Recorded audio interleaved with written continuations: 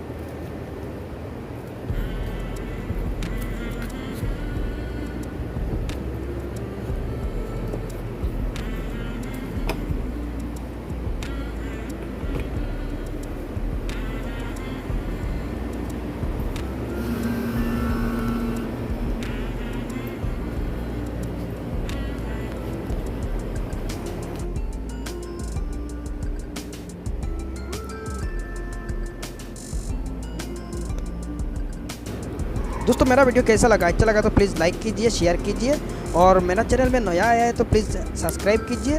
साथ में जो बेल बटन है ये दबा दीजिए। और कोई क्वेश्चन है तो कमेंट बॉक्स में ज़रूर बताना, मैं रिप्लाई दूँगा।